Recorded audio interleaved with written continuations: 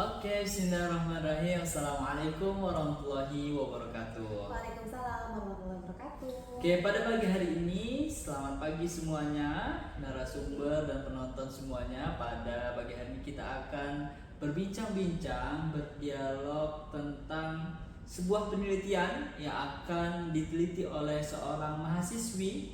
Ya, tanpa panjang lebar kita kulik sejenak bagaimana prosesnya dan siapa sebenarnya mahasiswi ini. Oke, waktu dan tempat kami persilakan. Baik, perkenalkan, bismillah. Assalamualaikum warahmatullahi wabarakatuh. Nama saya Saraya Kuswara dari mahasiswi Universitas Al-Azhar Indonesia yang sedang melakukan penelitian tentang pengembangan modul pembelajaran tahfiz Al-Quran untuk mengurangi stres dan meningkatkan motivasi belajar terhadap siswa dan siswi Madinah Islamic School.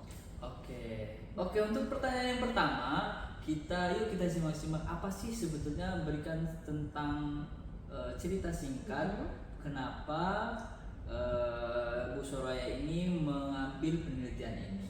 Baik, di Madinah Islamic School ini sendiri adalah sebuah sekolah yang menggunakan 3 kurikulum.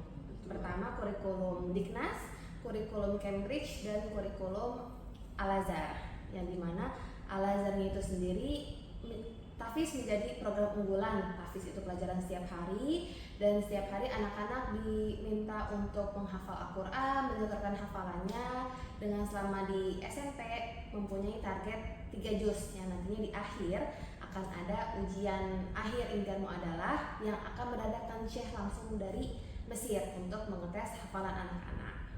Oke, baik, begitu panjang prosesnya ya, mungkin cukup lama waktunya 3 tahun menghafalkan 3 juz. Oke, dari peneliti sendiri bagaimana sih fokus utamanya dan apa yang ingin benar-benar dititik fokuskan sebagai masalahnya?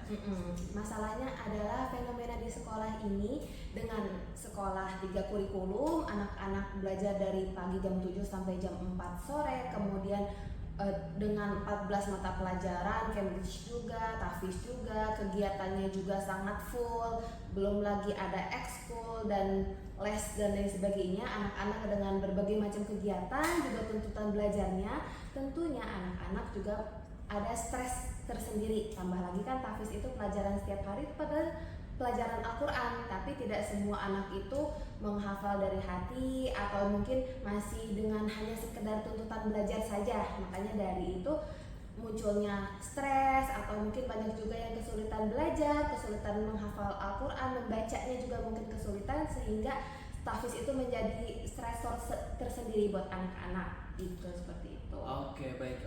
Berbicara tentang stres, kemudian dengan beban pelajaran yang begitu banyak, kira-kira apa sih yang menjadi penyebab stres seorang anak dalam proses menghafal Al-Quran?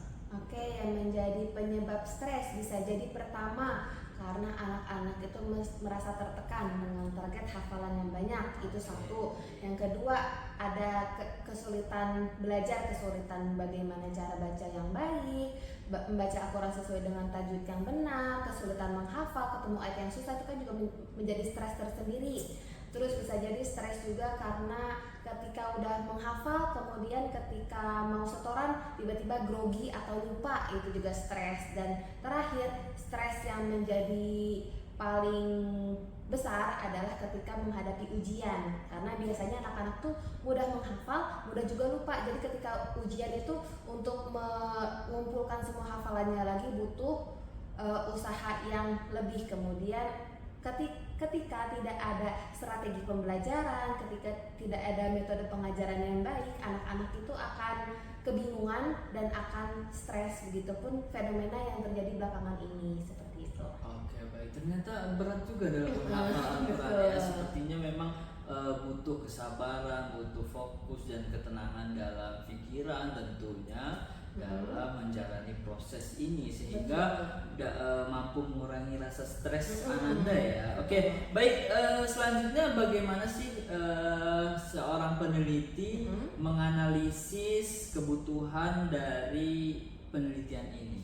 Betul. Nah, dari fenomena yang ada, kemudian saya tertarik untuk membuat semacam modul pengajaran yang nantinya akan diajarkan oleh guru-guru tahfiz, yang kemudian dengan modul ini diharapkan guru tahfiz bisa menyamakan metode pengajaran, bisa ada strategi pembelajaran, bagaimana cara mengatasi stres tersebut, bagaimana cara meningkatkan motivasi belajar anak agar kemudian tahfiz itu menjadi pembelajaran yang menyenangkan dan nantinya anak-anak itu tidak merasa stres, tidak merasa kesulitan lagi ketika di pelajaran tahfiz maupun ketika ujiannya, seperti itu. Oke, baik. Oh, ada dua kata nih yang menarik. Ada kata-kata menyenangkan dan stres. Betul. Gitu. Jadi ketika memang stres ini pasti akan bertolak belakang dengan menyenangkan. Ketika dia sudah senang pasti akan hilang stresnya. Oke, Betul. dari situ apa sih sebetulnya tujuan utama dari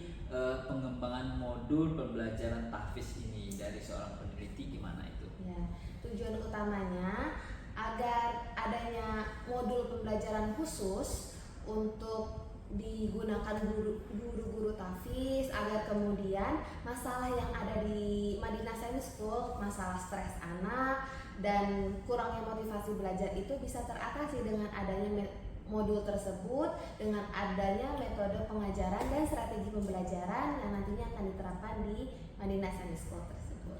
Oke, baik, setelah dijelaskan tadi secara gamblang, cukup menarik sebetulnya untuk meneliti sebuah penelitian ini dan tentunya sangat berdampak bagi pendidikan dan psikologi. Namun kita dengarkan nih, apa sih sebetulnya dampak atau manfaat yang secara implisit atau secara signifikan terhadap dari modul yang diciptakan terhadap pendidikan dan psikologi anak. Bagaimana? Oke, dampak yang diharapkan mudah-mudahan bisa memberikan dampak positif untuk pertama lembaga agar adanya suatu modul pembelajaran yang bisa diterapkan ke guru-guru tersebut untuk diajarkan ke murid-murid. Harapannya juga bisa memberikan dampak yang positif juga dan kebaikan untuk anak-anak siswa-siswi Madinah Science School biar mudah ketika menghafal Al-Quran, mempunyai strategi pembelajaran, bagaimana menghadapi ujian, menghafal Al-Quran yang menyenangkan, dan lain sebagainya. Oke, baik, begitu menarik ya teman-teman semua, pada pemirsa, pendengar dimanapun berada. Tentu dengan niatan yang baik hasilnya yang akan juga maksimal dan tentunya akan menciptakan sebuah penelitian-penelitian selanjutnya setelah adanya penelitian ini. Oke, dari situ apa harapan dari seorang peneliti terhadap peneliti-peneliti selanjutnya?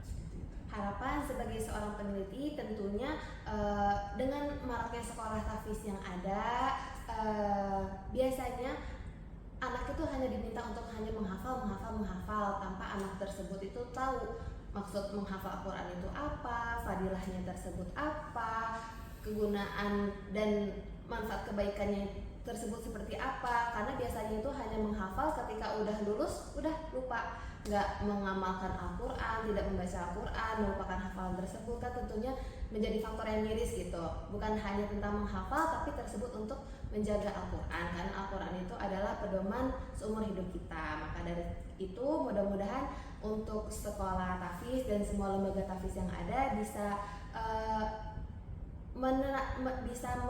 istilahnya memberikan why kenapa menghafal Al-Quran, biar anak-anak tersebut bisa menghafalnya dengan hati yang tenang, bisa tertarik, bisa menyenangkan, dan lain sebagainya. Terima kasih banyak. Oke, demikian tadi tentang dialog sebuah penelitian yang tentunya sangat kita nantikan hasilnya seperti apa. Oke, teman-teman semua sudah mengulik bagaimana poin-poin yang akan menjadi tujuan atau target utama dari sebuah penelitian ini. Jangan lupa nantikan juga hasil penelitiannya. Terima kasih semuanya. Wassalamualaikum warahmatullahi wabarakatuh. Waalaikumsalam.